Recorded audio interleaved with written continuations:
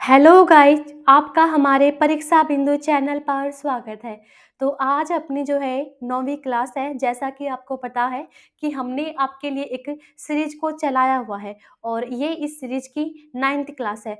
ये सारे competitive exam को जो है वो आपकी हेल्प करेगी ये सीरीज, जिसमें हम science, polity, history, geography, economy, statistics के क्वेश्चन जो है वो आपको इस क्लास के माध्यम से करवाते हैं। और अगर आप हमारे चैनल पर नए हो और अभी तक चैनल को सब्सक्राइब नहीं किया, तो पहले हमारे चैनल को सब्सक्राइब कीजिए और अगर आपको हमारा क्लासेस कंटेंट अच्छा लगता है तो इसे लाइक कीजिए और अपने दोस्तों के साथ में ज़रूर शेयर कीजिएगा।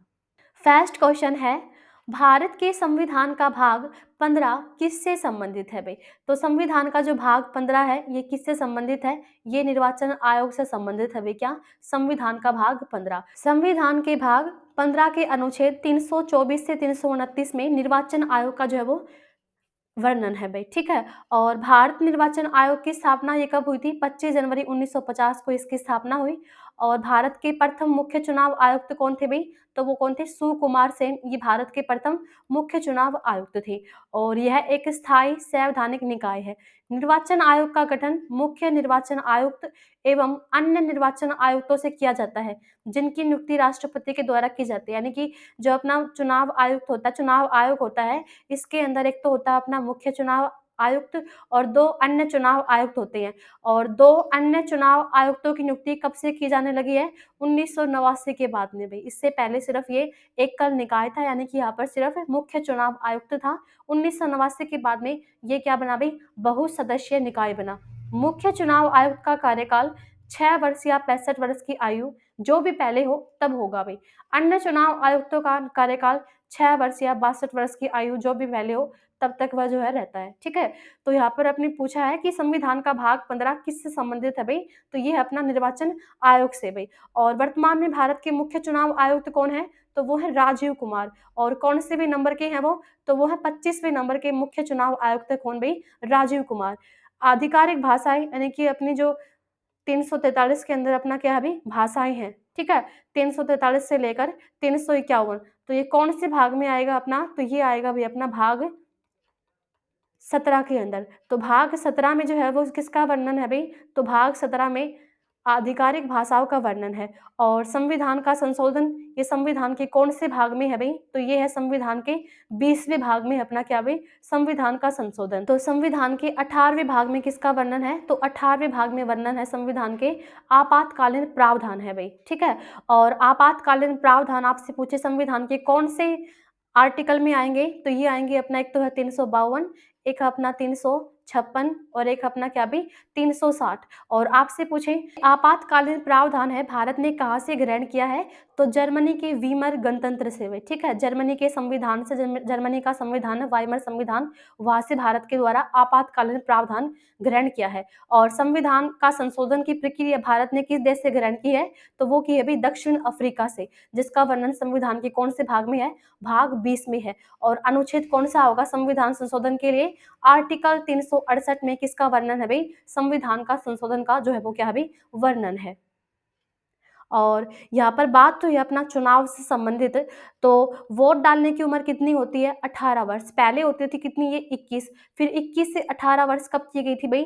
तो अपना एक संविधान संशोधन होता है, कौन सा भाई? 61वां संविधान संशोधन 1989 में, ठीक है। और तब अपना उम्र जो है वोट डालने की वो कितनी कर दी? 21 वर्ष से घटा करके 18 वर्ष जो है वो कर दी 61वें संविधान संशोधन के तहत। और राष्ट्रीय मतदाता दिवस कब मनाया जाता है? 25 जनवरी को भाई। 25 जनवरी को हर साल क्या मनाया जाता है भाई? राष्ट्रीय मतदाता दिवस के रूप में जो है वो सेलिब्रेट किया जाता है। प्रसिद्ध शास्त्रीय गायिका गिरिजा देवी हिंदुस्तानी शास्त्रीय संगीत के किस रूप की प्रतिपादक थी? तो ये थी भाई ठुमरी। ठुमरी से संबंधित थी भाई कौन? हिंदुस्तानी शास्त्रीय संगीत कौन भाई? गायिका गिरिजा देवी। ठुमरी क्या होता है? तो ठुमरी एक तरीके से हम बोल सकते हैं एक संगीत का गीत ही होता है भाई, ठीक है। संगीत के दौरान गाया जाने वाला अपना गीत होता है। और ये गीत गाया जाता था किसके द्वारा भाई? ठुमरी के गीतों को तो ये गाया जाता था गिरिजा देवी के द्वारा। तो ये किसकी प्रतिपादक थी? ठुमरी की ये प्रतिपादक थी। और ठुमरी को क्या कहा जाता है? तो ठुमरी को जो है वो एक तरीके से हम कह सकते हैं जो अपने शास्त्रीय संगीत होते हैं उसमें इसको गीतों की मान्यता मिली हुई है, किसको भी? ठुमरी को। और इसकी उत्पत्ति जो है 18वीं शताब्दी के लगभग जो है वो ठुमरी की उत्पत्ति हुई। उत्तर प्रदेश के पूर्वी भाग में जो इसकी क्या हुई भई, उत्पत्ति हुई। यहाँ पर अपना संगीत से संबंधित क्वेश्चन ध्यान रख लेना, क्या भई, संगीत नाटक अकादमी। संगीत नाटक अकादमी की जो स्थापना है वो किस वर्ष में की गई थी भई? तो इसकी स्थापना की गई थी 31 मई 1952 को भई। 31 मई 1952 को संगीत नाटक अकादमी की जो है वो स्थापना की गई और फिर इसका जो आधिकारिक तौर पर उद्घाटन है वो किसके द्वारा किया गया था? भारत के प्रथम राष्ट्रपति डॉक्टर राजेंद्र प्रसाद के द्वारा। और कब किया गया था भई? तो वो किया गया था 1953 में। लेकिन इसका गठन कब हो गया था भई? तो इसका गठन हो गया था 1952 में। कई बार क्वेश्चन आया हुआ है। 31 मई 1952 को भारत में संगीत नाटक अकादमी की जो है वो स्थापना हुई और इसके प्रथम जो अध्यक्ष थे वो कौन थे? पीवी राज मन्नार थे भई। संगीत नाटक अकादमी के जो प्रथम अध्यक्ष थे वो कौन थे भई? पीवी राज मन्नार इसके क्या थे भई? प्रथम अध्यक्ष थे भई। ठीक है? तो यहाँ पर पूछा गया है गायिका गिरिजा देवी ये किसके प्रतिपादक थी? तो ये किसकी थी भई? तो ये थी ठुमरी की प्रतिपादक थी। नेक्स्ट क्वेश्चन है निम्नलिखित में से कौन सा राज्य का नीति निर्देशक सिद्धांत है भाई? तो ये है अपना ग्राम पंचायतों का गठन। आपको पता होगा ग्राम पंचायतों का गठन अपना किस आर्टिकल में आता है? आर्टिकल 40 में। और आर्टिकल 40 जो है वो किस में आएगा? तो राज्य के नीति निर्देशक सिद्धांत में आएगा। तो अनुच्छेद 40 राज्य ग्राम पंचायतों को स्वशासन की इकाइयों के रूप में संगठित करने के लिए कदम उठाएगा। और अनुच्छेद 43 में राज्य ग्रामीण क्षेत्रों में व्यक्तिगत सहकारी आधार पर कुटीर उद्योगों को बढ़ावा देने का प्रयास करेगा। और आर्टिकल 43 बी में सहकारी समितियों के स्वैच्छिक स्वायत्त कामकाज लोकतांत्रिक नियंत्रण और पेशेवर प्रबंधन को बढ़ावा देगा। तो यहाँ पर इन ऑप्शंस के अंदर जो है एक ही अपना ऑप्शन है ग्राम पंचायतों का गठन, जो किस में आएगा? अपना राज्य के नीति निर्देशक सिद्धांत में आएगा। और आपसे पूछें कि जो राज्य के नीति निर्देशक सिद्धांत है भारत ने किस देश से लिए हैं भाई? तो भारत ने लिए हैं आयरलैंड के संविधान से। किस देश से लिए हैं भाई? आयरलैंड के संविधान से लिए हैं। और भाग पूछे आपसे कौन से भाग में इसका वर्णन है? तो संविधान के भाग 4 में राज्य के नीति निर्देशक सिद्धांत है। और आर्टिकल पूछे तो आपसे 36 से लेकर 51 तक भाई किसका वर्णन है? नीति निर्देशक सिद्धांतों का जो है वो क्या है भाई? वर्णन है। अस्पृश्यता का अनुमूलन ये अपना किस आर्टिकल में आएगा भाई? तो ये आएगा आर्टिकल 17 में। किसका वर्णन है भाई? अस्पृश्यता का अनुमूलन। और यहाँ पर अपनी बात हुई है ग्राम पंचायत से, तो भारत में पंचायती राज सबसे पहले कहाँ पर लागू किया गया था? तो पंचायती प्रणाली भारत के राजस्थान के नागौर जिले में की गई थी भाई। ठीक है, लागू। और कब की गई थी भाई? तो 1959 में। 2 अक्टूबर 1959 को राजस्थान के नागौर जिले से जो है वो पंचायती राज को जो है वो लागू किया गया था। और इसका उद्घाटन किसके द्वारा किया गया? भारत के प्रथम प्रधानमंत्री कौन भाई? पंडित जवाहरलाल नेहरू के द्वारा जो है वो इसका उद्घाटन करने का काम किया गया था। और इसको संवैधानिक दर्जा कब दिया गया था पंचायती राज को? तो वो दिया गया था भाई कब? 73वां संविधान संशोधन होता है और कब होता है? 1992 में। और पूरे भारत के अंदर जो पंचायत राज अधिनियम है वो कब लागू होता है? वो होता है भाई 24 अप्रैल 1993 को। इसीलिए 24 अप्रैल को कौन सा दिवस मनाया जाता है? राष्ट्रीय पंचायत दिवस के रूप में जो है वो सेलिब्रेट किया जाता है। और पंचायत से संबंधित ध्यान रख लेना, प्रेजेंट टाइम में भारत के पंचायत मंत्री कौन है भाई? गिरिराज सिंह है भाई। भारत के प्रेजेंट टाइम में जो पंचायत मंत्री हैं वो कौन है? गिरिराज सिंह भारत के वर्तमान में पंचायत मंत्री हैं। और भारत में जो स्थानीय स्वशासन है इसका जनक किसको कहा जाता है? लॉर्ड रिपन को भाई। लॉर्ड रिपन को क्या कहा जाता है भाई? स्थानीय स्वशासन का जो है वो जनक कहा जाता है किसको भाई? लॉर्ड रिपन को। निम्नलिखित में से किसने 1939 में फॉरवर्ड ब्लॉक की स्थापना की थी भाई? तो 1939 में फॉरवर्ड ब्लॉक की स्थापना सुभाष चंद्र बोस के द्वारा जो है इसकी स्थापना की गई थी भाई। 22 जून 1939 को सुभाष चंद्र बोस के द्वारा जो है वो फॉरवर्ड ब्लॉक की स्थापना की। और कहाँ पर की भी स्थापना? कोलकाता के अंदर। कोलकाता के अंदर जो है वो फॉरवर्ड ब्लॉक की स्थापना की। कई बार सुभाष चंद्र बोस का जन्म ये पूछा जाता है कि इनका जन्म कहाँ पर हुआ था?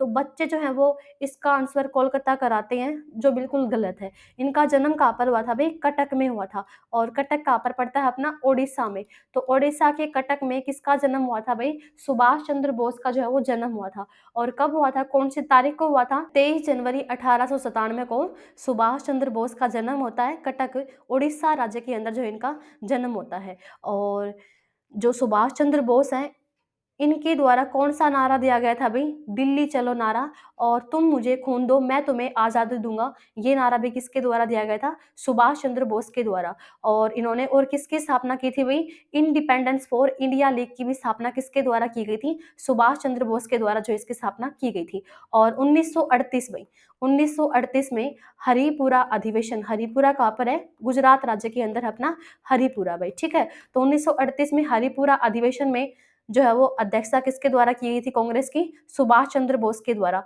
और 1939 में फिर किसके द्वारा की गई? इन्हीं के द्वारा त्रिपुरा अधिवेशन। और वहाँ इनको क्या देना पड़ा भई? इस्तीफा देना पड़ा। गांधी जी जो है वो इससे क्या थे भई? नाराज़ थे, ठीक है? और फिर बाद में जो है कौन बनता है? त्रिपुरा अधिवेशन की अध्यक्षता कौन करता है? डॉक्टर राजेंद्र प्रसाद करती हैं भई, ठीक है? तो ध्यान रख लेना, जो अपने फॉरवर्ड ब्लॉक है 1939 में, इसकी स्थापना किसके द्वारा की गई थी? सुभाष चंद्र बोस। अच्छा, इनका जन्म जो दिवस है वो भारत में किस रूप में मनाया जाता है? पराक्रम दिवस के रूप में मनाया जाता है। पराक्रम दिवस के रूप में। और इसकी शुरुआत कब हुई थी भई? 2021 में पराक्रम दिवस को मनाने की शुरुआत हुई। और क्यों हुई? क्योंकि 125वीं जयंती थी भई, 125वीं जयंती थी 2021 में 23 जनवरी को। तो इसी दिन को भारत में कौन-सा दिवस मनाने की शुरुआत हो गई? पराक्रम दिवस को मनाने की जो है वो शुरुआत हो गई। और राजपथ, जिसका प्रेज़ेंट टाइम में नाम क्या कर रखा है? कर्तव्य पथ भई। और यहाँ पर इनकी प्रतिमा को भी स्थापित किया गया है, किसकी भई? सुभाष चंद्र बोस की। और महात्मा गांधी को राष्ट्रपिता ये किसके द्वारा संबोधित किया गया है? तो भारत के जो अपने राष्ट्रपिता हैं वो किसको कहा जाता है? महात्मा गांधी को। और उनको राष्ट्रपिता किसके द्वारा संबोधित किया गया था? सुभाष चंद्र बोस के द्वारा जो है वो संबोधित किया गया था। उपयुक्त बेसलाइन द्वारा मापा गया भारत के क्षेत्र में पानी समुद्र में कितने समुद्री मील तक फैला है? तो ये फैला है अभी 12 समुद्री मील तक। भारत की जो अपनी क्षेत्रीय सीमा है आगे समुद्र से, तो 12 समुद्री मील तक जो है ये फैली हुई है, जिसको हम लगभग बोल सकते हैं अभी 22 किलोमीटर तक जो है क्या हुई है? फैली हुई है। और किसी भी देश का जो अधिकार क्षेत्र जो है वो केवल उसके सतलों तक सीमित नहीं रहता, बल्कि जो है उसका अधिकार समुद्रों में भी कुछ सीमाओं तक रहता है। और आपसे पूछें 1 नॉटिकल मील यानी कि 1 समुद्री मील, इसकी जो लंबाई है वो कितने के बराबर होती है? तो इसकी लंबाई होती है लगभग 1.8 मील के बराबर जो है ये होगी भई, ठीक है? और भारत में जो अपना 3 तरह के क्षेत्र हैं, टेरेस्ट्रियल सी और कॉन्टिजेंस ज़ोन और एक्सक्लूसिव इकोनॉमिक ज़ोन भई। सुभाष चंद्र बोस 1938 में कांग्रेस के किस अधिवेशन के अध्यक्ष चुने गए थे? तो ये चुने गए थे भई हरिपुरा, हरिपुरा अधिवेशन के अध्यक्ष चुने गए थे। कौन भई? सुभाष चंद्र बोस। कब? 1938 में। तो 1938 का कांग्रेस अधिवेशन नेताजी सुभाष चंद्र बोस का अध्यक्षता में गुजरात के हरिपुरा में आयोजित किया गया था। और उन्हें पंडित नेहरू के नेतृत्व में राष्ट्रीय योजना समिति का जो है वो क्या किया भई? गठन किया भई, ठीक है? और आपसे पूछें जो अपने सुभाष चंद्र बोस हैं, इनकी आत्मकथा का नाम क्या है? तो इनकी आत्मकथा नाम ध्यान रख लेना, द इंडियन स्ट्रगल भई, द इंडियन स्ट्रगल। ये किसकी ऑटोबायोग्राफी है? तो ये है भई किसकी? सुभाष चंद्र बोस की है, द इंडियन स्ट्रगल भई। और मैंने आपको बताया है 23 जनवरी को हम कौन-सा दिवस मनाते हैं? पराक्रम दिवस मनाते हैं, इन्हीं की जयंती पर ये मनाया जाता है। और इसको मनाने की शुरुआत किस वर्ष में हुई थी? 2021 में। और 2021 में इनकी कौन-सी नंबर की जयंती थी भई? 125वीं नंबर की जयंती थी किसकी भई? सुभाष चंद्र बोस की। और इनकी प्रतिमा कहाँ पर स्थापित की गई है? तो कर्तव्य पथ में जो इसकी इनकी प्रतिमा स्थापित की गई है वे किसकी? सुभाष चंद्र बोस की। उस राज्य की पहचान कीजिए जिसके साथ तेलंगाना अपनी सीमा साझा नहीं करता। तो जो तेलंगाना है ये किसके साथ में सीमा साझा नहीं करता? तो आपको दिखाई दे रहा होगा यहाँ पर, महाराष्ट्र के साथ में भी करता है, छत्तीसगढ़ राज्य के साथ में भी करता है, ठीक है? आंध्र प्रदेश राज्य के साथ में भी करता है, अपना क्या भई ये सीमा साझा करता है।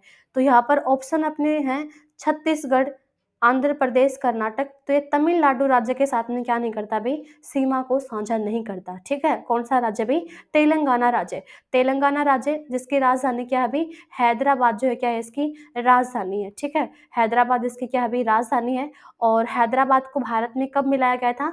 1948 में हैदराबाद रियासत को जो है वो भारत में मिलाया गया था। और कौन-सा मिशन चलाया गया था?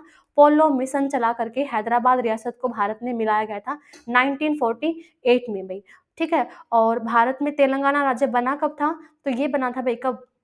2 जून 2014 को भारत का 28वें नंबर का राज्य बना था, कौन-सा भई? तेलंगाना। अच्छा, हैदराबाद में किसका मुख्यालय है? इरडाई का मुख्यालय है भई। ठीक है, Idai, Indian regular development authority का जो मुख्यालय है वो कहाँ पर है? हैदराबाद के अंदर इसका मुख्यालय है। और प्रेजेंट टाइम में इसके अध्यक्ष कौन है? देवाशीष पांडा। ये प्रेजेंट टाइम में किसके अध्यक्ष है भाई? तो वो अध्यक्ष अपने किसके? इडाई के अध्यक्ष है। अच्छा, जो हैदराबाद है, यहाँ पर अभी 2023 में कौन सी जो है रेस आयोजित की गई थी? तो ध्यान रख लेना, ई फॉर्मूला रेस में। ई फॉर्मूला रेस, इसका आयोजन कहाँ पर किया गया था? हैदराबाद में जो है इसका आयोजन करने का काम किया गया था। और हैदराबाद की वर्तमान में बात करें, सीएम कौन है भाई? तो सीएम कौन है यहाँ पर? तो वो है अपने के चंद्रशेखर राव। के चंद्रशेखर राव, ये प्रेजेंट टाइम में क्या है भाई? हैदराबाद के सीएम हैं। और राज्यपाल कौन है? तमिलिसाई सौंदरराजन। तमिलिसाई सौंदरराजन, ये प्रेजेंट टाइम में क्या है भाई? राज्यपाल हैं किसके? अपने हैदराबाद यानी कि तेलंगाना राज्य के राज्यपाल हैं तमिलिसाई सौंदरराजन। और सीएम कौन है तेलंगाना के चंद्रशेखर राव हैं। तो ये कर्नाटक, आंध्र प्रदेश, छत्तीसगढ़ के साथ में क्या करता है भाई? ये सीमा को साझा करता है। भारतीय संविधान के भाग 4A द्वारा कितने मौलिक कर्तव्य प्रदान किए जाते हैं? तो ये किए गए हैं भी कितने? 11 मौलिक कर्तव्य हैं अपने भारतीय संविधान के भाग 4A में। और प्रारंभ में अनुच्छेद 51A के तहत जो है 10 मौलिक कर्तव्यों को जोड़ा गया। और बाद में 2002 में 86वें संविधान संशोधन अधिनियम में एक नया कर्तव्य जो है वो ऐड किया गया। तो 11 कर्तव्य है अपने मौलिक कर्तव्य प्रेजेंट टाइम में। और मौलिक कर्तव्यों का जो प्रावधान है भारत ने किस देश से लिया अभी? रसिया से लिया है। और आपसे पूछे संविधान में मौलिक कर्तव्यों को ऐड कब किया था? तो वो किया था भाई 42वां संविधान संशोधन, जो कब होता है? 1976 में। और किसकी समिति की सिफारिश पर? सरदार स्वर्ण सिंह समिति की सिफारिश पर जो है वो मौलिक कर्तव्य को ऐड किया जाता है भारत के संविधान के भाग 4A में। तो उस समय पर तो 10 थे। और 11वां कब जोड़ा गया था भाई? 2002 में 86वें संविधान संशोधन के तहत जो है वो 11वां जोड़ा गया था।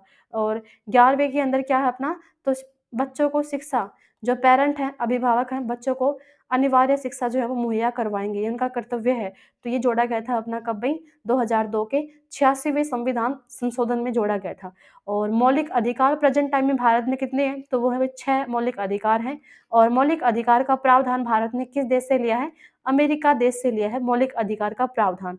और इसका जो वर्णन है संविधान के कौन से भाग में है भाई? तो भाग 3 में मौलिक अधिकार है अपने, ठीक है। और मौलिक कर्तव्य है अपने भाग 4A में। और नीति निर्देशक सिद्धांत भाग 4 में है अपने नीति निर्देशक सिद्धांत। अच्छा, भाग 3 को क्या कहा जाता है? तो संविधान का मैग्ना कार्टा कहा जाता है भाई किसको? संविधान के भाग 3 को। ICAR यानी कि ICAR, Indian council agriculture research, केंद्रीय आलू अनुसंधान संस्थान कहाँ पर स्थित है? तो ये कहाँ पर है भाई? तो केंद्रीय आलू अनुसंधान जो संस्थान है कहाँ पर है? शिमला के अंदर जो है स्थित है। और ICAR की स्थापना जो है वो किस वर्ष में की गई थी इसकी? तो इसकी स्थापना हुई थी अपनी 1929 में। और पहले देखा जाए तो इसकी स्थापना जो है वो 1905 में ही कर दी गई थी। कहाँ पर? बिहार के अंदर। फिर 1929 में दोबारा से इसकी स्थापना की गई, कहाँ पर भाई? दिल्ली के अंदर वर्तमान में क्या है? इसका मुख्यालय है। और जो अपना केंद्रीय आलू अनुसंधान संस्थान है, ये है कहाँ पर? शिमला के अंदर जो है स्थित है भाई। और लखनऊ, ये किसकी राजधानी है? उत्तर प्रदेश की राजधानी है। सिडबी बैंक भाई, ठीक है। सिडबी बैंक जो है इसका मुख्यालय कहाँ पर है? तो सिडबी बैंक का मुख्यालय कहाँ पर है? लखनऊ के अंदर जो है वो सिडबी बैंक का मुख्यालय है। अच्छा, यहाँ पर बात हुई है शिमला की, तो किस राज्य की राजधानी शिमला?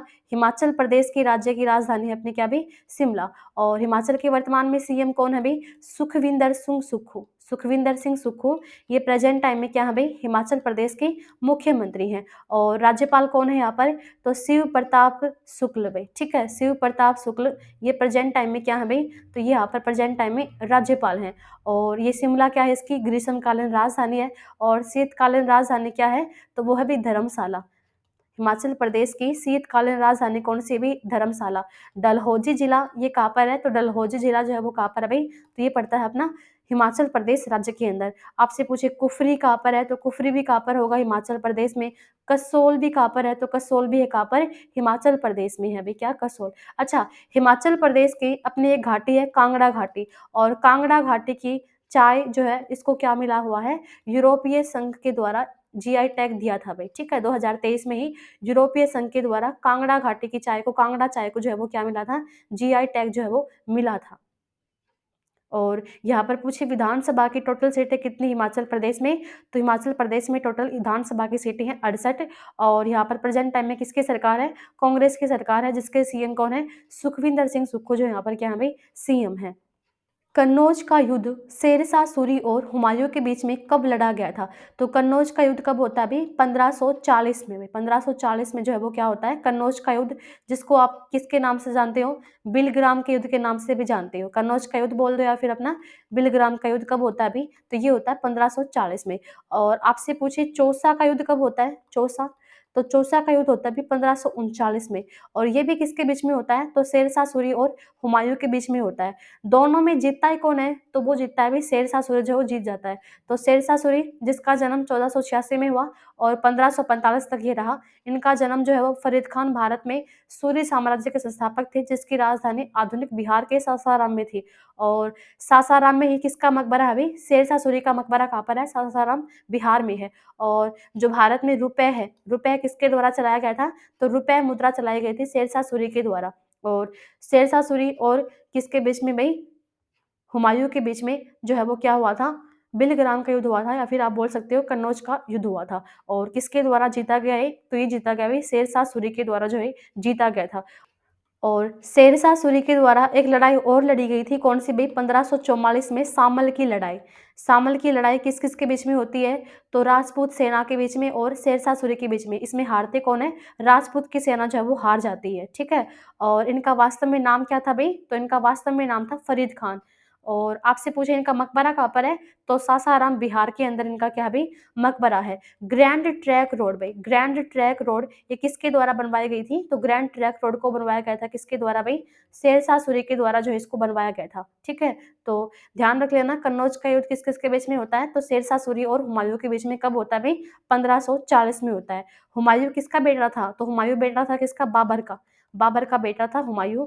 और जो एक ऐसा शासक था मुगल वंश के अंदर जो 2 बार गद्दी पर बैठा था। एक बार तो बैठा कब, ये 1530 में, और फिर दोबारा से कब बैठा है, 1555 में। फिर 1556 में इनकी क्या हो जाती है, मृत्यु हो जाती है। उसके बाद में गद्दी पर कौन बैठ जाता है, अकबर जो है बैठ जाता है। कृषि लागत और मूल्य आयोग की सिफारिश के आधार पर भारत में न्यूनतम समर्थन मूल्य किसके द्वारा घोषित किया जाता है, तो देखो, कृषि लागत और मूल्य आयोग की सिफारिश के आधार पर ही भारत में न्यूनतम समर्थन मूल्य को जो है वो घोषित किया जाता है। लेकिन करता कौन है घोषित, तो वो करता है भारत सरकार। निर्धारण तो कौन करेगा, एमएसपी का निर्धारण तो करेगा अपना कृषि लागत और मूल्य आयोग भाई, ठीक है। लेकिन जो इसको घोषित किया जाता है रेट को, तो वो कौन करेगी भाई, भारत सरकार जो है वो रेट को घोषित करेगी। इसकी स्थापना पूछी गई है, आपको ध्यान हो तो इसकी स्थापना होती है भाई जनवरी 1965 में। किसकी स्थापना होती है, कृषि लागत और मूल्य आयोग की जो स्थापना है वो कब होती है, जनवरी 1965 में। और प्रेजेंट टाइम में बात करें, इसके अध्यक्ष कौन है कृषि लागत और मूल्य आयोग के, तो विजय पॉल शर्मा है भाई, विजय पॉल शर्मा। ये प्रेजेंट टाइम में क्या है भाई, कृषि लागत मूल्य आयोग के क्या है, अध्यक्ष है। और इसका मुख्यालय कहाँ पर है, न्यू दिल्ली के अंदर इसका मुख्यालय है। और कौन से मंत्रालय के तहत आते हैं, तो कृषि किसान मंत्रालय के तहत आता है अपना कौन सा संस्थान भाई, कृषि लागत और मूल्य आयोग। और 23 फसलों का जो एमएसपी है उसका निर्धारण करता है कौन भाई, कृषि लागत और मूल्य आयोग। लेकिन उसको घोषित किसके द्वारा किया जाता है एमएसपी रेट को, तो वो घोषित करने का काम करता है भाई कौन, भारत सरकार जो है वो घोषित करती है। और बात करें यहाँ पर कृषि से, तो कृषि मंत्री कौन है वर्तमान में, तो नरेंद्र सिंह तोमर भाई, नरेंद्र सिंह तोमर। ये प्रेजेंट टाइम में क्या है, भारत के कृषि मंत्री हैं अपने कौन भाई, नरेंद्र सिंह तोमर। और भारत की वित्त मंत्री कौन है, आर्थिक मामलों में यानी कि वित्त मंत्री कौन है, तो वो कौन होंगे अपने, निर्मला सीतारमण। ये प्रेजेंट टाइम में भारत की क्या है भाई, वित्त मंत्री हैं, ठीक है। तो ध्यान रख लेना, कृषि लागत और मूल्य आयोग ही डिसाइड करता है एमएसपी को, लेकिन जो घोषित करता है वो कौन करता है भाई, तो वो किया जाता है भारत सरकार के द्वारा, जो इसको घोषित करने का काम किया जाता है। समतल दर्पण में बनी छवि कैसे बनी होती है, तो समतल दर्पण के अंदर जो अपनी छवि बनती है वो बनती है अपनी पार्श्व और औंधी भाई, ठीक है। पार्श्व और औंधी छवि बनती है किसके अंदर भाई, समतल दर्पण के अंदर। यानी कि जो अपना कन्वेक्स मिरर होता है उसमें तो बनेगी अपनी आभासी और क्या भाई, सीधी छवि, ठीक है। और जो अपना समतल दर्पण होता है इसके अंदर कौन सी बनेगी, तो वो बनती भी पार्श्व और औंधी छवि बनती है। निम्नलिखित में से कौन सा शरीर में आयोडीन की कमी का लक्षण है भाई, तो आयोडीन की कमी का लक्षण क्या होगा, आउटो ग्रंथि के अंदर अपने क्या हो जाएगी भई, सूजन, यानी कि जो अपने थायरॉइड ग्लैंड है उसके अंदर क्या आ जाएगी, सूजन आ जाएगी। और आपको पता है कि थायरॉइड ग्रंथि में सूजन आती है, यानी कि जब आयोडीन की कमी होती है तो कौन-सा रोग होता है? घेंघा रोग भई, कौन-सा रोग होता है? घेंघा रोग होता है। किसकी कमी से भई? आयोडीन की कमी से जो है वो क्या होता है भई, घेंघा रोग होता है। तो आयोडीन की कमी से अपना मुख्य लक्षण जो है वो यहाँ पर क्या होगा? तो वो होगा आउटी ग्रंथि के अंदर जो है अपना क्या आएगी भई, सूजन आ जाएगी। और जब आयोडीन की कमी होती है तो घेंघा रोग होता है, और घेंघा रोग के अंदर क्या होता है, अपना जो वाटर बैलेंस है वो नहीं बन पाता, एक तरीके से जो अपनी प्रजनन क्षमता है वो कम हो जाती है घेंघा रोग के अंदर। और आपसे पूछें कि घेंघा रोग के इलाज के लिए कौन से आइसोटोप का यूज़ किया जाता है? तो वो ध्यान रख लेना, आयोडीन 131 भई, आयोडीन 131 आइसोटोप का यूज़ किया जाता है घेंघा रोग के ट्रीटमेंट के लिए भई, ठीक है? तो शरीर में आयोडीन की कमी का लक्षण क्या होगा? आउटो ग्रंथि की सूजन होगी भई। रतौंधी आपको पता है विटामिन ए की कमी से क्या होता है भई? विटामिन ए की कमी से क्या होता है भई? रतौंधी होता है। और विटामिन ए का रासायनिक नाम क्या होगा? रेटिनॉल। रेटिनॉल जो है वो किसका रासायनिक नाम है? तो वो होगा भई विटामिन ए का। इसके अंदर होता क्या है रतौंधी के अंदर? तो अपनी आइज़ के अंदर 2 टाइप की सेल होती हैं। एक तो होती है रोड सेल, और एक सेल होती है अपनी क्या? कोन सेल भई। और जब अपनी कौन सेल होती है ना, ये अपनी वीक हो जाती है, तो उस समय पर क्या होता है, उस समय पर क्या होता है भाई, रतौंधी होता है। और ये किस विटामिन की कमी से होता है? विटामिन ए की कमी से होता है भाई, ठीक है। और जीरोपथैलेमिया डिजीज, ये भी किस विटामिन की कमी से होती है? विटामिन ए की कमी से ही होती है। अचानक वज़न कम होना, तो ये तो बहुत सारे फैक्टर्स के अंदर, बहुत सारी बीमारियों में जो है ये होता है अपना अचानक वज़न कम होना। तो पर्टिकुलर हम आयोडीन की कमी से यह नहीं बोल सकते कि इसका वज़न कम होने से संबंधित है। इसका यहाँ पर ऑप्शन के अकॉर्डिंग इसका आंसर क्या होगा भई? आउटरी ग्रंथियों की सूजन आ जाती है अपना आयोडीन की कमी से। निम्नलिखित में से कौन-सा कथन मानव नेत्र के बारे में सही है? तो यहाँ पर कौन-सा जो कथन है वो एकदम सही है। तो यहाँ पर अपना जो है क्या होगा आंसर इसका? तो इसका आंसर होगा भई, नेत्र लेंस दृष्टि पटल पर प्रकाश केंद्रित करता है भई। ये इसका क्या होगा, अपना सही आंसर होगा भई, ठीक है? यानी कि जो अपना आई लेंस होता है ना, वो अपना फ़ोकस डालता है किसके ऊपर? रेटिना के ऊपर। तो ये बात क्या है अपनी, बिल्कुल सही है भई। और आपसे पूछे जो आइरिस होता है, आइरिस आई के अंदर, इसका काम क्या होता है? तो आइरिस का काम होता है जो भी हमारी आँखों के अंदर जो भी लाइट एंटर कर रही है, उसके अमाउंट को रेगुलेट करने और कंट्रोल करने का काम जो है वो कौन करता है भई? तो वो करता है आइरिस। और मैंने आपको बताया हमारी आँखों के अंदर 2 टाइप की सेल होती हैं, एक तो होती है रोड सेल, और एक क्या होती है अपनी कोन सेल भई। और जो रोड सेल होती है ये क्या करती हैं? जो इंटेंसिटी होती है लाइट की, उसको रिस्पॉन्ड करने का काम कौन सी सेल करती है? Rod cell. और जो कोन सेल होती हैं ये अपना कलर ऑफ लाइट को जो है वो क्या करती हैं भई? रिस्पॉन्ड करने का काम करती हैं। यानी कि अगर किसी व्यक्ति को अगर कौन सेल में कोई डिफेक्ट हो जाता है, जैसे आपने डिजीज़ सुनी हुई है कौन-सी? रतौंधी। तो रतौंधी के अंदर कौन-सी सेल वीक हो जाती हैं? तो कोन सेल भई, ठीक है? कोन सेल जो है वो वीक हो जाती है। जैसे अलग-अलग विजुअल्स के अंदर हम अलग-अलग कलर देख पाते हैं, तो वो किसकी वजह से देख पाते हैं? वो हम कोन सेल की वजह से ही देख पाते हैं। अगर हमारी कोन सेल बिल्कुल डैमेज हो गई, तो हमें रंगीन दुनिया जो है वो नहीं दिखाई देगी, एकदम ब्लैक एंड व्हाइट हो जाएगी अगर कोन सेल जो है वो काफ़ी वीक हो जाएँगी तो, ठीक है? तो यहाँ पर कथन पूछा गया है कि मानव नेत्र के बारे में कौन-सा सही है? तो नेत्र लेंस दृष्टि पटल पर है अपना क्या करता है अभी? प्रकाश का केंद्रित करता है। और यहाँ पर जो आपको 5 सेंसरी ऑर्गन दिखाई दे रहे हैं, तो 5 क्या है अपने सेंसरी ऑर्गन हैं। कौन-कौन से? टंग हो गया, नोज़ हो गई, आई हो गई, ईयर हो गए और स्किन भई, ठीक है? तो 5 सेंसरी ऑर्गन हैं, और 5 सेंसरी ऑर्गन में अपना क्या आता है अभी? आई भी आता है, ठीक है? प्रख्यात नृत्यांगना रंजना गौहर निम्नलिखित में से किस नृत्य शैली की प्रतिपादक है? तो ये किस नृत्य शैली की प्रतिपादक है भाई? ओडिसी नृत्य की भाई, ठीक है? ओडिसी नृत्य की प्रतिपादक है कौन भाई? नृत्यांगना रंजना गौहर भाई, ठीक है? ओडिसी नृत्य किस राज्य का है? अपना शास्त्रीय नृत्य है। ओडिशा राज्य का जो है क्या है भाई? शास्त्रीय नृत्य है। और प्रेजेंट टाइम में भारत में कितने शास्त्रीय नृत्य हैं? 9 शास्त्रीय नृत्य हैं भारत में। और 9वां शास्त्रीय नृत्य कौन सा है भाई? छऊ है। कौन-सा है? छऊ, ये 9वां शास्त्रीय नृत्य है, ठीक है? और कथक किसका है अभी? उत्तर भारत का शास्त्रीय नृत्य कौन-सा है अभी? कथक है। भरतनाट्यम किसका है? तमिलनाडु राज्य का भरतनाट्यम नृत्य है क्या भई? शास्त्रीय नृत्य। और कुचिपुड़ी, ये आंध्र प्रदेश का नृत्य है, कौन-सा भई? कुचिपुड़ी। केरल का कौन-सा होगा? तो केरल का होगा एक तो मोहिनीअट्टम, और एक कौन-सा होगा भई? कथकली। मोहिनीअट्टम और कथकली ये केरल राज्य के शास्त्रीय नृत्य हैं। और सत्रिया नृत्य ये किस राज्य का है? तो असम राज्य का है भई क्या? सत्रिया नृत्य, ठीक है? तो यहाँ पर पूछा है कि नृत्यांगना रंजना गोहर, इनका संबंध कौन सी नृत्य शैली से है? तो ओडिसी नृत्यकार है वे कौन? रंजना गोहर। भारत सरकार की आयुष्मान भारत योजना के अंतर्गत एक परिवार को मिलने वाली वार्षिक स्वास्थ्य सुरक्षा कितनी है? तो वो कितनी है भाई? 5 लाख रुपए। जैसा कि आपको पता है कि आयुष्मान भारत योजना, जिसको हम प्रधानमंत्री जन आरोग्य योजना के नाम से भी जानते हैं, तो इसकी शुरुआत कैसे कब होती है? तो इसकी शुरुआत होती है 23 सितंबर 2018 को आयुष्मान भारत योजना की शुरुआत होती है। और इस योजना के अंतर्गत आयुष्मान कार्ड बनाए जाते हैं और कार्ड धारकों को 5 लाख रुपए की मुफ्त इलाज की सुविधा मिलती है और सरकार जो है इसका खर्चा वहन करती है भाई, ठीक है? तो भारत सरकार की आयुष्मान योजना के तहत आपको जो स्वास्थ्य बीमा है वो कितना मिलता है भाई? तो वो कितना मिलता है? 5 लाख रुपए जो है वो मिलता है। और एक आपसे पूछे, इंद्रधनुष का संबंध किससे है भाई? इंद्रधनुष, ये क्वेश्चन आया हुआ है। तो इंद्रधनुष योजना का संबंध किससे होगा भाई? टीकाकरण से भाई। इंद्रधनुष योजना का संबंध किससे होगा? टीकाकरण से संबंधित अपनी कौन सी योजना? इंद्रधनुष योजना। प्रस्तावना के अनुसार आरबीआई के पास कितने से अधिक उपराज्यपाल नहीं हो सकते? आरबीआई के पास में जो है अपना जो एक्ट था अपना 1934 के अंदर, और उसके तहत जो है आरबीआई के पास में कितने से अधिक उपराज्यपाल यानी कि जो अपने डिप्टी गवर्नर है वो नहीं हो सकते।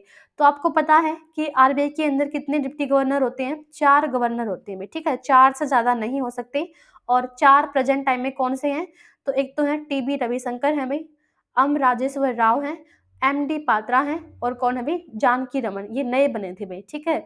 स्वामीनाथन जानकी रमन, ये भारत के नए जो है क्या है भाई? डिप्टी गवर्नर हैं, जो एमके जैन की जगह पर आए थे भाई। तो प्रेजेंट टाइम में चारों ध्यान रख लेना, भारत के डिप्टी गवर्नर है। और भारत के आरबीआई का गवर्नर कौन है? तो शक्तिकांत दास जो है वो क्या है? भारत के आरबीआई के गवर्नर है। कौन से भी नंबर की गवर्नर है भाई? 25वें नंबर की गवर्नर है। यहाँ पर बात हुई है आरबीआई की, तो आरबीआई की स्थापना कब हुई थी भाई?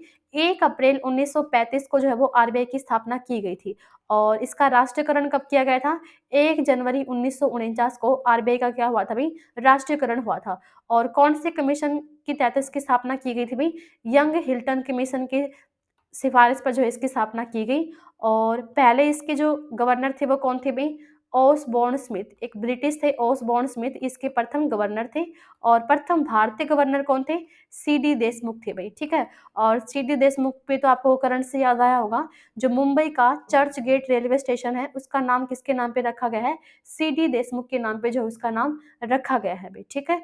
तो यहाँ पर आरबीआई के पास में जो है वो अपना कितना गवर्नर उप गवर्नर हो सकता है? तो वो अपने होंगे भाई 4। और एक अपना क्या होता है? एक गवर्नर होता है, जो प्रेजेंट टाइम में कौन है? शक्तिकांत दास जो है वो गवर्नर है भारत के 25वें नंबर की। भारत के संविधान के निम्नलिखित लेखों में से कौन सा घोषित करता है कि सर्वोच्च न्यायालय का एक रिकॉर्ड न्यायालय होगा? तो इसका वर्णन जो है वो आर्टिकल 129 में है भाई, ठीक है? कि भारत का जो अपना सर्वोच्च न्यायालय है एक रिकॉर्ड न्यायालय होगा। इसका वर्णन किस आर्टिकल में है? आर्टिकल 129 में है। और भारत का एक सर्वोच्च न्यायालय होगा, इसका वर्णन किसमें आर्टिकल में है भाई? 124 आर्टिकल में है। और वर्तमान में बात करें सर्वोच्च न्यायालय का जो प्रेजेंट टाइम में मुख्य न्यायाधीश है वो कौन है? तो वो है भाई डी वाई चंद्रचूड़। और कौन से भी नंबर के हैं? तो ये है 50वें नंबर के मुख्य न्यायाधीश अपने कौन में? D Y Chandrachud. और जो भारतीय अपना सर्वोच्च न्यायालय है इसकी स्थापना कब हुई थी वैसे? 28 जनवरी 1950 को। 28 जनवरी 1950 को इसकी स्थापना हुई, जिसके प्रथम मुख्य न्यायाधीश कौन बने थे? हीरालाल जे कानिया इसके क्या बने थे भाई? प्रथम मुख्य न्यायाधीश बने थे। कौन भाई? हीरालाल जे कानिया। और प्रेजेंट टाइम में कौन है? डी वाई चंद्रचूड़ है। इसके तहत जो है अपना कितने प्रेजेंट टाइम में बात करें तो कितने जो है न्यायाधीश हैं? तो वो है भाई 34, जिसमें से अपना एक तो क्या है? मुख्य न्यायाधीश है, और 33 अपने क्या है भाई? अन्य न्यायाधीश हैं। और तो यहाँ पर पूछा गया है कि रिकॉर्ड न्यायालय का वर्णन संविधान के कौन से आर्टिकल में है? तो इसका वर्णन होगा भाई किसमें? 129 के अंदर इसका वर्णन होगा। अच्छा, 2023 के अंदर जो सर्वोच्च न्यायालय का स्थापना दिवस मनाया गया है, तो किस देश के मुख्य न्यायाधीश को इनवाइट किया था? तो वो क्या था भाई? सिंगापुर के मुख्य न्यायाधीश को। और सिंगापुर के मुख्य न्यायाधीश कौन है प्रेजेंट टाइम में? सुंदरेश मेनन है भाई। कौन है? सुंदरेश मेनन। ये सिंगापुर के प्रेजेंट टाइम में मुख्य न्यायाधीश हैं। ये भारत में आए थे सर्वोच्च न्यायालय स्थापना के अवसर पर भाई। भारत के संविधान के आर्टिकल 106 के अनुसार निम्नलिखित में से कौन संसद के दोनों सदनों के सदस्यों का वेतन निर्धारित करता है? तो संसद के दोनों सदन यानी कि जो अपना राज्यसभा है और क्या भई लोकसभा। तो दोनों राज्यसभा के सदस्यों का और लोकसभा के सदस्यों का जो वेतन है उसको डिसाइड कौन करेगा? भारत की संसद ही करेगी भई। और कौन से आर्टिकल के तहत करती है? आर्टिकल 106 के तहत करती है भई। तो जो राज्यसभा होता है इसको क्या बोला जाता है? संविधान का उच्च सदन बोला जाता है।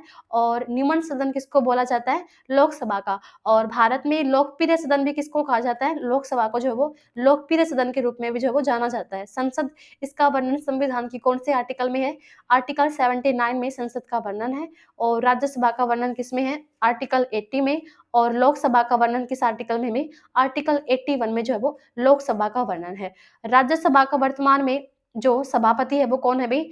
तो वो जगदीप धनखड़ हैं। और जगदीप धनखड़ ये क्या है प्रेजेंट टाइम में? तो ये भारत के वर्तमान में उपराष्ट्रपति हैं। और लोकसभा के अध्यक्ष कौन है प्रेजेंट टाइम में भारत के?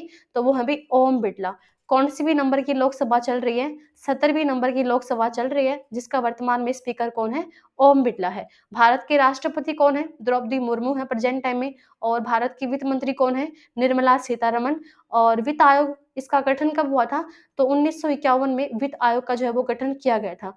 और अभी वर्तमान में वित्त आयोग जो है वो कौन है? 15वें नंबर की वित्त आयोग प्रमुख कौन है? तो वो कौन है भई? एन.के. सिंह, नंद किशोर सिंह। ये वर्तमान में 15वें वित्त आयोग के क्या हैं भई? प्रमुख हैं। अच्छा, जो अपनी नई संसद बनी है, इसका आकार कैसा है भई? तो इसका आकार है त्रिभुजा आकार है अपना नई संसद भवन का। और इसमें राज्यसभा की सीटें कितनी हैं? तो इसमें राज्यसभा की सीटें हैं 384। और लोकसभा की सीटें कितनी हैं भई? तो लोकसभा की सीटें इसमें 888 भई, ठीक है? राज्यसभा और लोकसभा, तो राज्यसभा की है 384 और लोकसभा की कितनी है भई? 888। राज्यसभा का जो चैम्बर बनाया गया है, ये किस थीम पे बना हुआ है? कमल की थीम पर। और लोकसभा का चैम्बर बना हुआ है अपना किस थीम पर भई? मोर की थीम पर जो है बनाया गया है। वह दर जिस पर किसी भी देश का केंद्रीय बैंक यानी कि जो सेंट्रल बैंक है, वाणिज्यिक बैंकों से अपने क्षेत्रों में पैसा उधार लेता है, तो उसे क्या कहा जाता है? तो उसको हम बोलेंगे भी क्या? Reverse repo rate. यानी कि बात करें जो अपना आरबीआई है, अगर अपना एक कॉमर्शियल बैंकों से पैसा उधार लेता है, तो किस रेट पर लेता है उसको क्या बोला जाएगा? उसको बोला जाएगा रिवर्स रेपो रेट। और जिस रेट पर ये उधार देता है कमर्शियल बैंकों को, तो उसको क्या कहा जाता है? उसको कहा जाता है भई रेपो रेट। बात करें प्रेजेंट टाइम में जो रिवर्स रेपो रेट है, ये कितनी है भई? तो ये है 3.35 भई, ठीक है? और रेपो रेट कितनी है प्रेजेंट टाइम में भारत की? 6.50, ये प्रेजेंट टाइम में भारत की रेपो रेट है। और बैंक रेट कितनी है? तो बैंक रेट हमेशा रेपो रेट से ज़्यादा होती है, तो ये कितनी है भई? 6.75, ये प्रेजेंट टाइम में क्या है? बैंक रेट है। तो केंद्रीय बैंक अगर वाणिज्य बैंकों से पैसा उधार लेगा, तो उसको हम क्या बोलेंगे? उसको बोला जाएगा क्या भई? रिवर्स रेपो रेट जो है बोला जाएगा। तो रेपो दर वह दर जिस पर आरबीआई व्यावसायिक बैंकों को ऋण देता है। और रिवर्स रेपो रेट यह दर जिस पर आरबीआई व्यावसायिक बैंकों से ऋण लेता है। और नकद आरक्षित अनुपात जमा राशि वह हिस्सा जो बैंकों को आरबीआई के पास में रखना होता है, यानी कि जो अपना सीआरआर है भई, ठीक है? कैश रिजर्व रेशियो भई। 2023 में रसायन का नोबेल पुरस्कार किस खोज के लिए दिया गया? तो ये दिया गया भी क्वांटम डॉट्स की खोज के लिए जो है वो रसायन के अंदर क्या दिया गया है? नोबेल पुरस्कार दिया गया। और किसको दिया गया भी ये? तो एक तो दिया गया है मोंगी जी बामेडी जो अमेरिका से हैं, लुइस ई ब्रूस जो अमेरिका से हैं, और एलेक्सी आई एकिमोव जो अमेरिका से हैं। यानी कि तीनों अमेरिका के अपने वैज्ञानिक हैं। और इन्हीं को जो है वो क्वांटम डॉट्स की खोज के लिए जो है वो क्या दिया गया है भाई? रसायन का नोबेल पुरस्कार जो है वो दिया गया है। और भारत में 2009 के अंदर वेंकट रमन रामकृष्ण को जो है अवार्ड दिया गया था अपना रसायन के क्षेत्र में। और बात करें रसायन के अंदर प्रथम महिला कौन थी जिनको नोबेल पुरस्कार मिला था? तो वो थी भी मैडम क्यूरी। और इनको कब मिला था? 1911 में जो इनको दिया गया था। तो नोबेल बारे में बात हुई है, तो नोबेल पुरस्कार की शुरुआत कब होती है भी? तो नोबेल की शुरुआत होती है 1901 में। और किसकी याद में दिया जाता है? अल्फ्रेड नोबेल की याद में दिया जाता है क्या भाई? नोबेल पुरस्कार। और प्रथम भारतीय कौन थे जिनको नोबेल पुरस्कार मिला था? तो वो कौन थे भाई? रविंद्रनाथ टैगोर। और रविंद्रनाथ टैगोर को कब दिया गया था? तो इनको दिया गया था 1913 में। और कौन से क्षेत्र में दिया गया था? साहित्य के क्षेत्र में दिया गया था। और कौन से पुस्तक के लिए? गीतांजलि पुस्तक के लिए इनको जो है वो दिया गया था। एशिया के प्रथम व्यक्ति थे रविंद्रनाथ टैगोर जिनको नोबेल पुरस्कार जो है वो मिला था भाई। और एशिया के प्रथम वैज्ञानिक कौन थे जिनको नोबेल पुरस्कार मिला था? तो 1930 में सीवी रमन को जो है वो पुरस्कार मिला था फिजिक्स के क्षेत्र में। तो एशिया के प्रथम वैज्ञानिक थे जिनको क्या मिला था भाई, नोबेल पुरस्कार भौतिकी क्षेत्र में मिला था भाई, ठीक है। और आपसे पूछे कितने क्षेत्रों में दिया जाता है नोबेल पुरस्कार, तो ये दिया जाता है भाई 6 क्षेत्रों में। कौन कौन से भाई, चिकित्सा के क्षेत्र में दिया जाता है, और रसायन के क्षेत्र में दिया जाता है, भौतिकी के क्षेत्र में दिया जाता है, और किसमें, साहित्य के क्षेत्र में दिया जाता है, अर्थशास्त्र के क्षेत्र में दिया जाता है, ठीक है। तो और एक अपना शांति के क्षेत्र में भी, 6 क्षेत्रों में दिया जाता है अपना क्या भाई, नोबेल पुरस्कार। और जो शांति का नोबेल पुरस्कार है ये कहाँ पर दिया जाता है, नॉर्वे की राजधानी ओस्लो में जो है वो शांति का पुरस्कार जो है वो दिया जाता है। और आपसे पूछे अब तक सबसे कम उम्र की जो अपना नोबेल प्राइज प्राप्त करता है वो कौन है, मलाला यूसुफजई है भाई। कौन है, मलाला यूसुफजई। इनको 2014 में शांति के क्षेत्र में जो है वो नोबेल पुरस्कार मिला था, जो सबसे कम नोबेल। और 2014 में मलाला यूसुफजई के साथ में शांति का पुरस्कार किसको मिला था, कैलाश सत्यार्थी को भी मिला था भाई, ठीक है, कैलाश सत्यार्थी को मिला था। विश्व अंतरिक्ष सप्ताह कब से कब तक मनाया जाता है, तो ये मनाया जाता है भाई 4 से 10 अक्टूबर तक, ठीक है। 4 से 10 अक्टूबर तक कौन सा सप्ताह जो है वो मनाया जाता है, विश्व अंतरिक्ष सप्ताह के रूप में जो है वो सेलिब्रेट किया जाता है। और पूरे अक्टूबर महीने को किसके रूप में मनाया जाता है, तो विश्व स्तनपान कैंसर जागरूकता दिवस भाई, ठीक है। स्तनपान कैंसर जागरूकता सप्ताह के रूप में मनाया जाता है, कौन से महीने को भाई, अक्टूबर महीने को जो है वो मनाया जाता है। तो विश्व अंतरिक्ष सप्ताह ये अपना कब से कब तक भाई, 4 से लेकर 10 अक्टूबर तक जो है मनाया जाता है। और 4 अक्टूबर को ही क्यों मनाया जाता है, क्योंकि 4 अक्टूबर 1957 को पहला मानव निर्मित उपग्रह स्पुतनिक 1 को जो है वो लॉन्च किया गया था। और 2023 में बात करें जो विश्व अंतरिक्ष सप्ताह है, इसकी थीम क्या है भाई, तो इसकी थीम है अंतरिक्ष और उद्यमिता भाई। क्या थीम है इसकी, तो इसकी थीम है भाई अंतरिक्ष और उद्यमिता। ये इसकी क्या है, 2023 में थीम है इस सप्ताह की भाई। और भारत की प्रथम महिला जो अंतरिक्ष में गई थी तो वो कौन गई थी भाई, कल्पना चावला थी भाई। कौन थी, कल्पना चावला।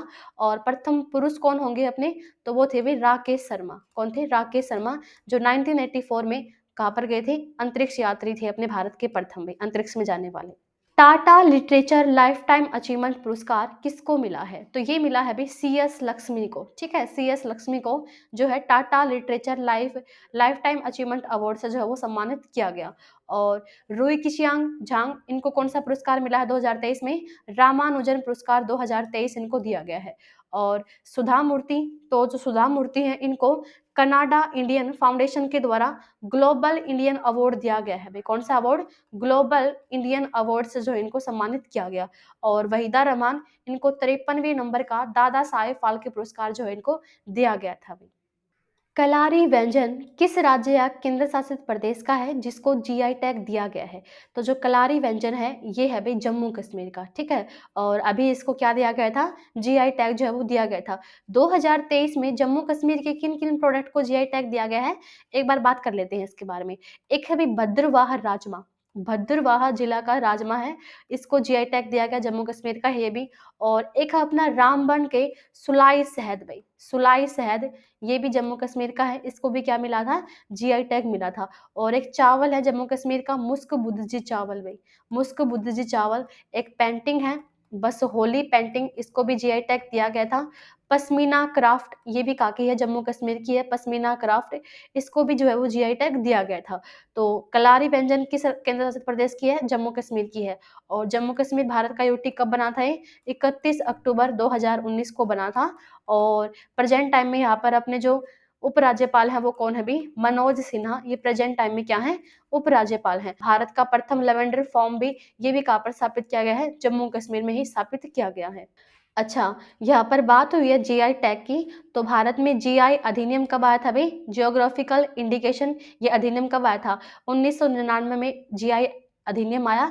और भारत में लागू कब होता है, 2003 में। और पहला प्रोडक्ट किसको जिसको GI टैग मिला था वो क्या है, दार्जिलिंग की चाय। और दार्जिलिंग की चाय को GI टैग कब दिया गया था, 2004 में था भाई, ठीक है, 4 में दिया गया था। और दार्जिलिंग की चाय किस राज्य की है भाई ये, तो ये है पश्चिमी बंगाल राज्य की है दार्जिलिंग की चाय।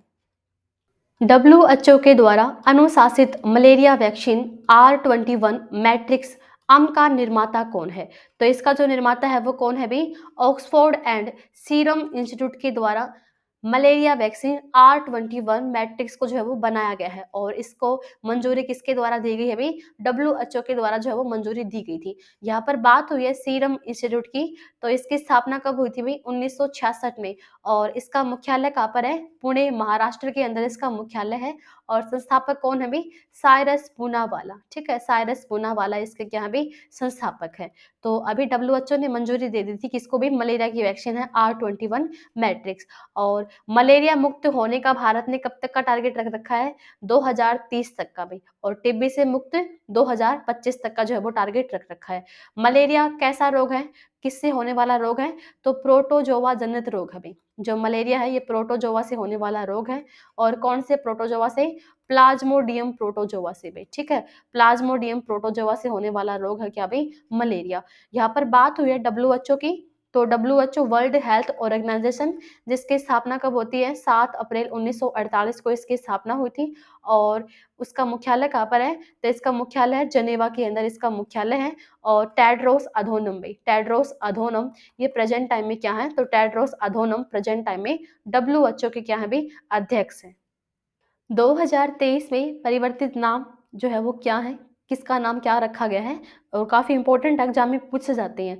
तो रेल यूनिवर्सिटी का नाम क्या कर दिया था भाई? शक्ति यूनिवर्सिटी कर दिया था, गति शक्ति भाई, ठीक है? रेल यूनिवर्सिटी का नाम बदलकर क्या कर दिया? गति शक्ति यूनिवर्सिटी किया गया। मुंबई की वर्साओ समुद्री मार्ग का नाम दामोदर सावरकर के नाम पे रखा गया। खेलो इंडिया महिला लीग का जो नाम है वो अस्मिता महिला लीग रखा गया। ऑस्ट्रेलिया का जो सिडनी हैरिस पार्क है इसका नाम क्या रखा गया भाई? लिटिल इंडिया रखा गया क्योंकि यहाँ पर ज़्यादा जो है वो इंडियन निवास करते हैं इसीलिए इसका नाम क्या रखा गया? लिटिल इंडिया नाम रखा गया सिडनी हैरिस पार्क का। और जो मुगल गार्डन है इसका नाम क्या रखा गया भाई? तो इसका नाम रखा गया अमृत उद्यान जो है इसका नाम रखा गया। राजपथ का नाम कर्तव्य पथ किया गया अंडमान निकोबार माउंट हैरियट जो है इसका नाम क्या कर दिया गया? माउंट मणिपुर कर दिया गया। कभी आप लोग माउंट जो मणिपुर है इसका आंसर मणिपुर कराओ, ठीक है? इसका आंसर क्या होगा? इसका आंसर होगा माउंट मणिपुर कहाँ पर है? अंडमान निकोबार में है। पुरानी संसद इसका नाम क्या रखा गया? संविधान जो है वो सदन इसका नाम रखा गया। जम्मू कश्मीर की उधमपुर रेलवे स्टेशन का नाम शहीद कैप्टन तुषार महाजन रखा गया। महाराष्ट्र का इतवारी स्टेशन का नाम चंद्र सुभाष चंद्र बोस इतवारी स्टेशन का जो है इसका नाम रखा गया भाई। तो ये थी अपनी आज की क्लास। आई होप आप सभी को काफ़ी अच्छी लगी होगी, आपने काफ़ी एंजॉय किया होगा पढ़ते टाइम। और अगर आपको हमारा क्लासेस अच्छा लगता है तो अपने दोस्तों के साथ में ज़रूर शेयर कीजिए और हमारी क्लासेस को लाइक कीजिए। और अगर ज़्यादा से ज़्यादा शेयर करेंगे तो हमें काफ़ी मोटिवेशन मिलेगा। तो ये आप पर डिपेंड करता है कि आप जो है वो कितना हमें सपोर्ट करते हैं। तो प्लीज़ हमारे वीडियोज़ को जो है वो शेयर कीजिए और अपने दोस्तों को बताइए कि यहाँ पर कितना अच्छा और बेहतरीन कंटेंट जो आपको उपलब्ध करवाया जा रहा है। तो आज की क्लास इतने ही और मिलते हैं अपनी कल नेक्स्ट क्लास में। Thank you.